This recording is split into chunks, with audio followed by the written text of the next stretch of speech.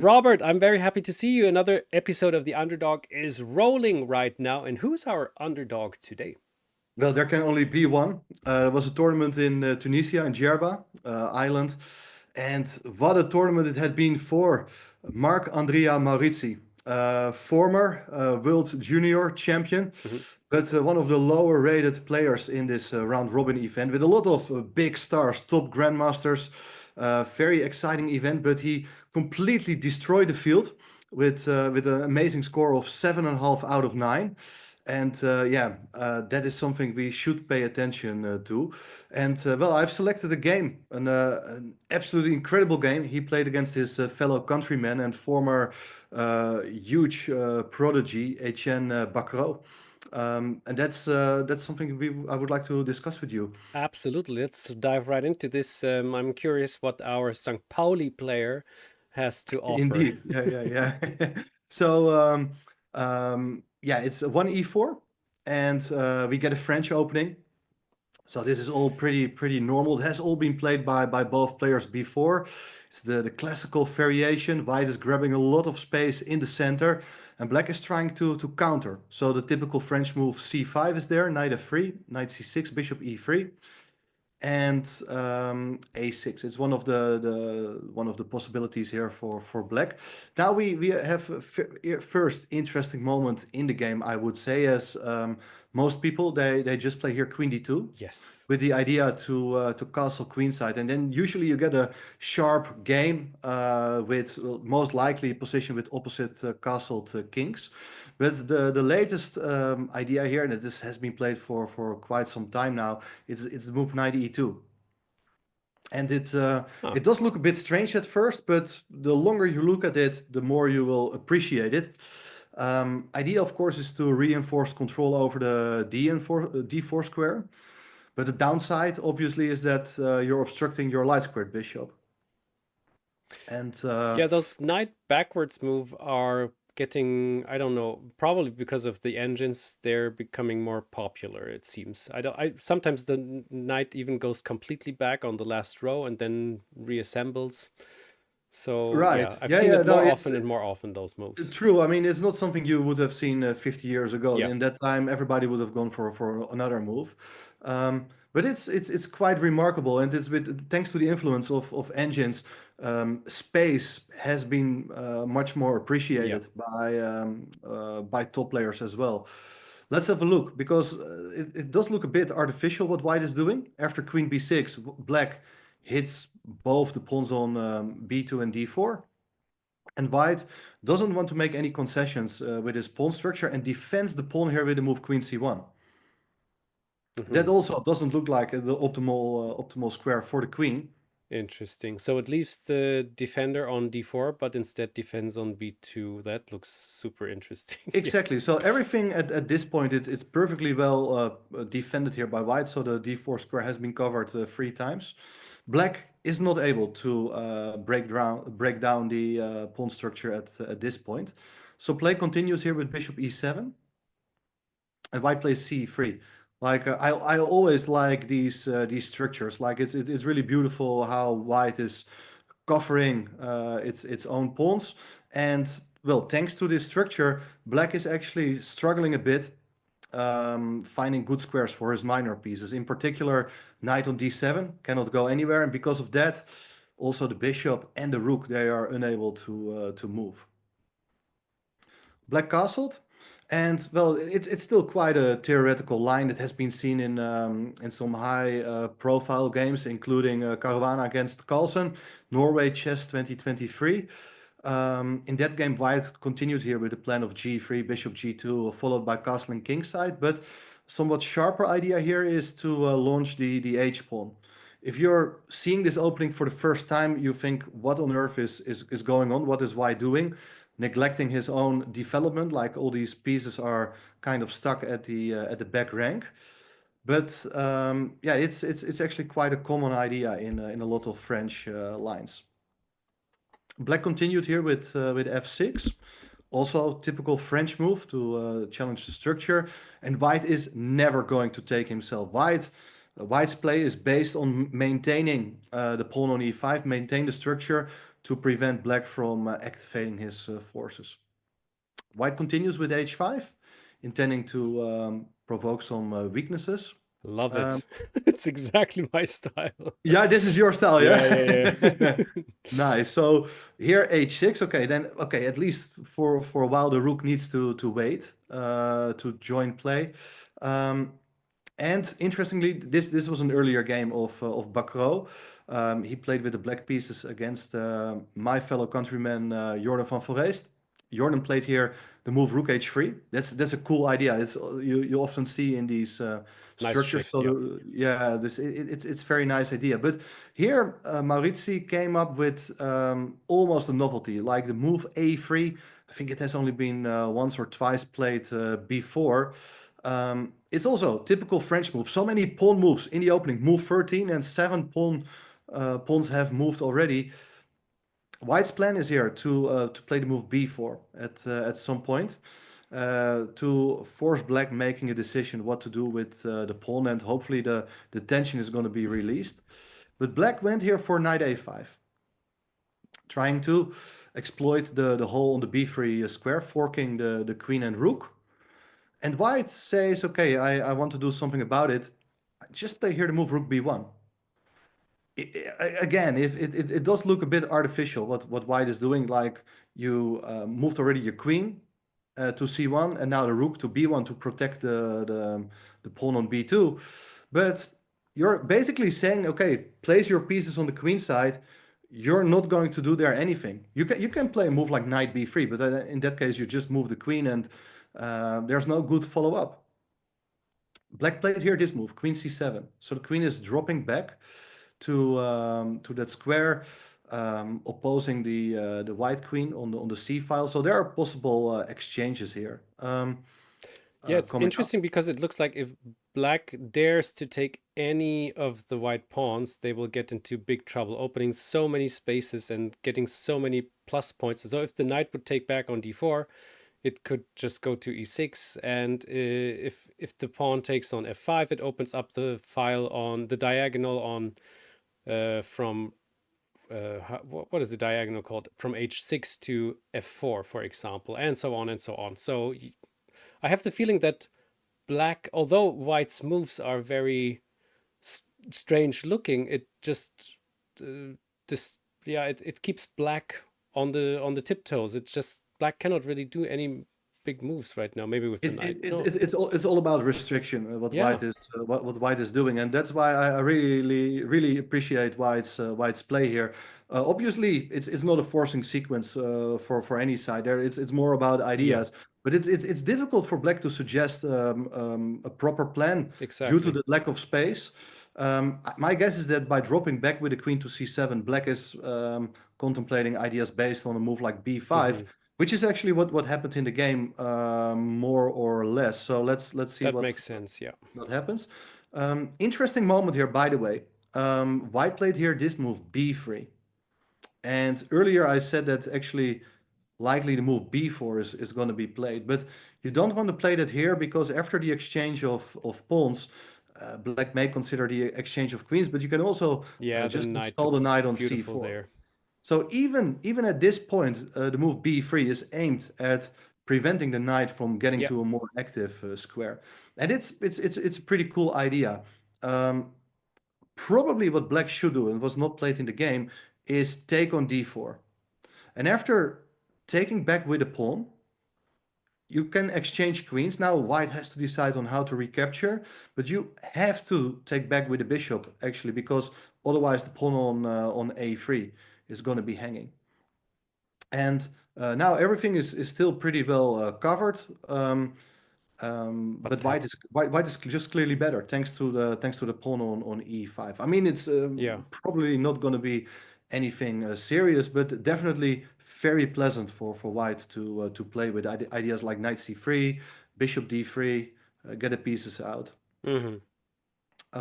By the way, there was one other funny idea here is that you mentioned that white may actually take with the knight on Yeah. d4 to attack the pawn on e6, which would lead to another knight Oh, I fork. see the trouble already. Is the bishop taking on a3? No, it cannot. it's an interesting idea, but the problem is that after taking and queen takes c3, you just go back with the Yeah, bishop yeah, to it's super d2. easy. Sorry. And the problem is you remain with these poor pieces. Yeah. Well, the Uh, knight will fall already immediately. Yeah. oh, I've even forgot about that. Yeah, yeah, yeah, yeah. Thanks for pointing out. Yeah, Yeah. so, no, no, it's Um, terrible. It was a bad idea I had.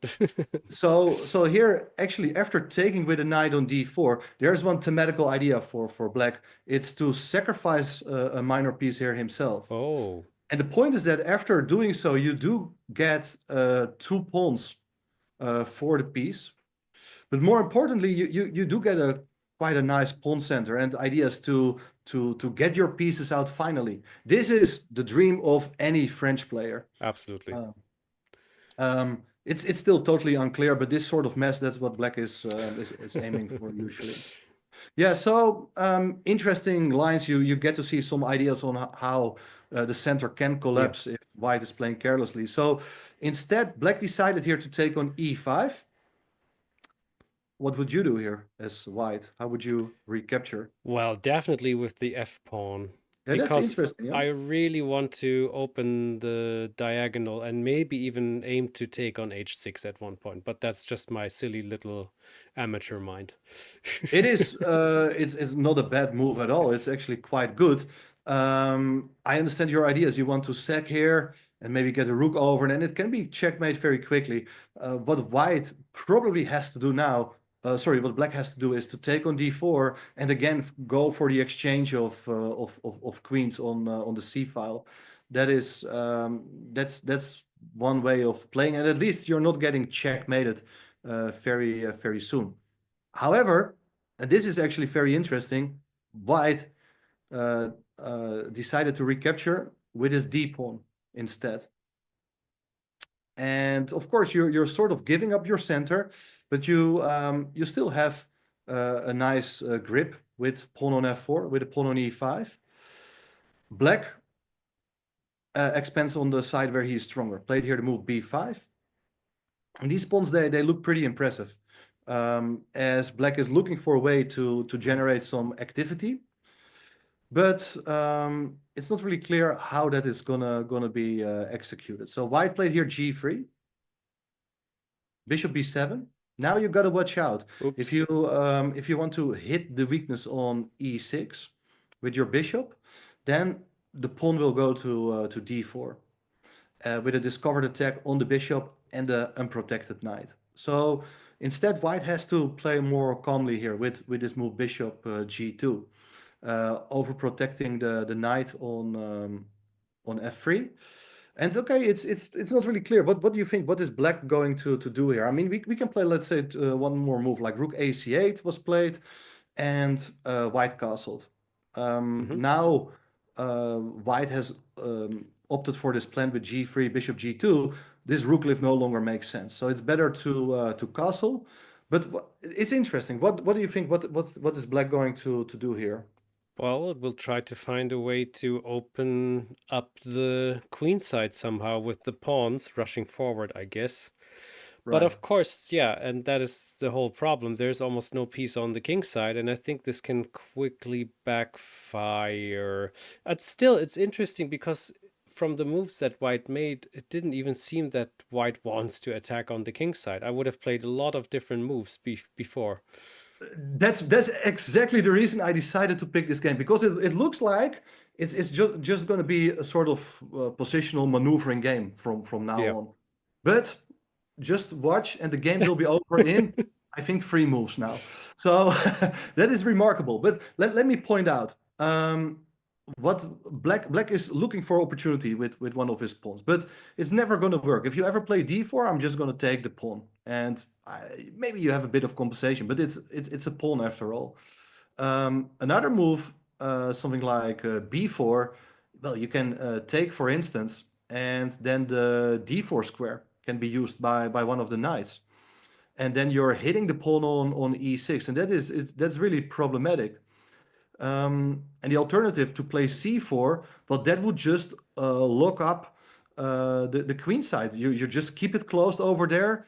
And next, you're putting one of your knights on d4, and having blocked the pawn on d5, this bishop looks awful on b7, and white has a very simple plan to shift the attention to the king side. So instead, black played here this move, knight b6. So he's bringing another piece to the queen side. And now, this is actually the key moment in the game, in my opinion, because white comes up with a very instructive plan. And as we have seen now that black is not really able to do much on the queen side, we have to think, what are we able to do on the side of the board where we are stronger? So what do you think? White's going to play on the king side, but what are the weaknesses for in black's position? I'd love to get a knight on g6 somehow if I can manage. That would be great, but that's going to be a bit difficult after all. So, It is also, difficult. yeah. Yeah. And another idea is to open up again the f4 pawn to again take on h6 somehow. Or just push forward the g pawn and try to get more space on g5. These are my 3 ideas I have. Probably none of them is right. You know yourself. Yeah. No, actually, all the ideas they definitely make some sense. But it's clear that this part of the board, black is really vulnerable. But in order to hurt your opponent, you need to bring in your strongest piece. And Aha. what? Yeah. So queen c2 probably. I love this move so much. It's a really quiet move, and the queen has done its job earlier on c1. It's no longer needed there, but the queen is just coming over to g6. So you don't want to have a knight there, but your queen instead. Yes, and it's actually, it takes at least 2 moves to try to get rid of the queen there. So well, at least, because let's have a look. Black played here the move queen d7. yeah. And anyway, the move queen g6 was played here. And it is not simple at all here to move this queen away from that square, because if you play the move queen e8, then the pawn on e6 will be hanging with check, and actually also the knight on b6 is gonna drop off the board. So queen g6 it's a really annoying move, and you may notice now that with the queen on g6, threats like bishop h3, they gain in strength. Also planned with f5 and maybe bishop takes h6 is an idea. So yeah, since the black minor pieces they're at the other side of the board, black is unable to chase the queen away. Look now, they follow this move, rook c6. The idea is in a way quite understandable. Is that white, if he is ever going to play a move like f5, black can always take it with a pawn, and then the queen will be actually trapped even. Yeah. So that's one idea. Second idea, of course, is that the pawn on e6 is defended now. But how would you proceed here with white? That's really interesting.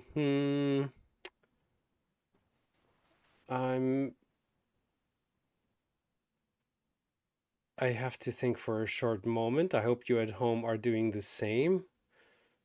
So I'm wondering if I can be quick enough to push the knight to g5. That's of course a mate threat, so you have to take You have back. to look at it. Yeah.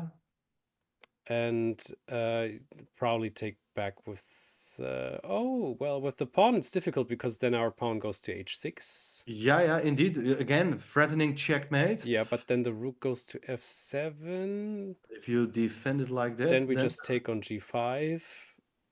Possibly, or what else? Something better. Simpler, at least. I'm not sure if it's better. Simpler than that. What could it be, though? Always look at forcing moves, Mr. Arne. Yes, you're absolutely right. Check on h7. With the pawn. Pawn check is good, right? Like if you... Oh, of course. Yeah, my God. Why? If you go away, then I'll take. I'll and take if you go to f8, then I'll promote a pawn. And checkmate, yeah. I think your move was actually also good. But I thought regaining the material with an ongoing attack is more pragmatic. Absolutely, absolutely. Yeah, so this line with knight g5, it was actually played and Huh. black resigned. There's nothing you can do. What? Let me show you one other idea, is that after h6, the idea could be also to play bishop d8 here as black to Yes. clear the seventh rank. How do you play now as white? We again give a check with the pawn, and then we take on g5, I guess. Or we Uh, take on g5 first. do it first. Yeah. Always consider reversing the move order. Yes. I like this idea because now h7 comes with check, and if the king goes away, you take on f8.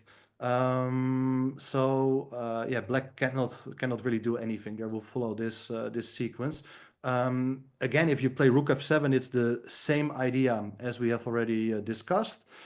And okay, one final attempt could be here to play rook f5 to try to keep the file closed. Yeah. But what does white do in that case? What does white do in that case?